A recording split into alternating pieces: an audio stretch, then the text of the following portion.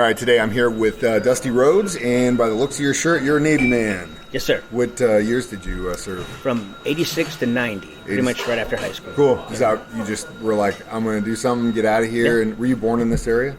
A lot in Oklahoma, but I was raised here since I was 3. Okay, so pretty much the same. And why'd you choose the Navy?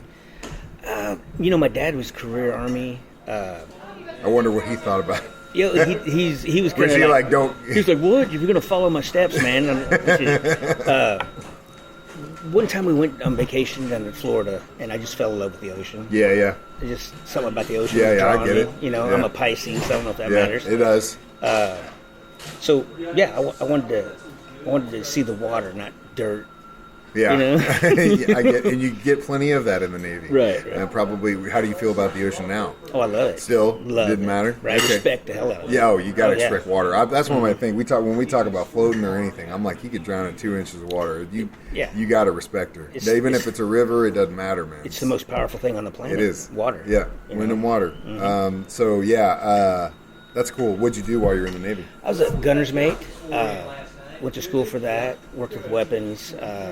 Then the ship, about a year into my 4 years, they sent me to Jacksonville, Florida for search and rescue swimmer school. Oh, cool. So, I was digging that. Did you have to do my buddy was a pilot in the Navy, but we talked about that training they made him do every few years where they basically dunk you in the thing. And then they turn you upside down. And then you've got to get out, and he almost every time he's always gotten kicked in the head by someone just flailing, trying to get out of there. Right. It's a panic attack. Yeah. And so he's like, every year, I'm like, he's like, I know it's going to happen, and as soon as we get to this point again. They didn't show us that because we were surface. Now, some of the SAR swimmers were in helicopters. If the helicopter went down, they would simulate a helicopter and turn it upside down. Those guys had to do that, but I didn't have to do any of that. That's good. I was like looking over at it. You were literally buckled in. And I was side-eyeing it, when they were guys were going through that training, but we didn't have to do it. That's cool. So. Why'd you get into that? There's one of the guys I made good friends with. He was about to retire, and that's what he did. He was a SAR swimmer, and he said, "Dusty, there's going to be an opening, man. You got to apply for it." And I always was a good swimmer. I just got in. I was young. Yeah. So you're kind of stupid. Yeah. Well, but at the same time, you're saying yes to everything, and that's what you're supposed to do. And the first lieutenant was the guy in charge of picking the people, and the first lieutenant, me and him got along great. And he just said, "Dusty, I'll get you a billet down there at Jacksonville, man, if you want to go." I was like, cool. So I went, and, the rest is history. That's cool. It's just a glorified lifeguard, really. But, at the same time, that just adds to your utility belt, as they say. But we did a lot of training. Never had to rescue anybody, in real life, thank goodness. But we did a lot of training. Yeah. In Gitmo. Did you do, or were you underway? Anytime what was the longest?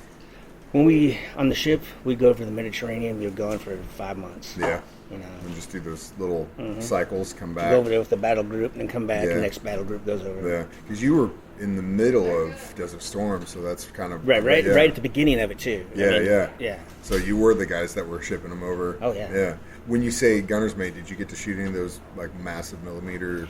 The biggest guns we had on our boat, because... we were like a floating Walmart combat stores ship is what it's called. Are you serious? Yeah. Wow, okay. So I go to school and learn all this about these certain guns, and I go to a ship that has guns that were made right after World War II. Yeah. And they're 3-inch 50s. They're probably about 18-inch long projectile, and they were old school guns, but they were cool. But a lot of small arms, 50 caliber machine guns. That's not. In relativity to the other ships, yes, right. But those are still very large. We could defend ourselves. Yeah. We're like little pirates. Yeah. But another Navy comes. Did you ever see anything like that? Oh yeah. Really? Yeah. Like Somalian pirates, stuff like that. Really? We didn't see Somalian pirates, but we saw a bunch of dudes over in the Mediterranean, like off the coast of France, that were getting a little too close to our boat, and we'd have to fire rounds just to kind of get. kind of like a little. Warning shot. We're watching you. Yeah. Wow. You got to have some cojones to try and take on the United States Navy. Man. It's a big ship. I know. It's like, what are you going to... I can see the cargo guy, because there's probably one guy that's got a gun on that whole ship. But you're messing with the Navy, that's like the dumbest thing I've ever heard of. These guys were, I don't know if they were French or what, but it was off the coast of France. We always run into these guys. Really? They always warned us. You keep an eye out. Huh. I wonder if that's the same now. That's crazy. I don't know, man. Maybe they moved on. Well, thanks for coming to lunch with me today, man. No problem. Thank you for your service. I appreciate it. No problem. Brother. You're welcome. Thank you for what you do.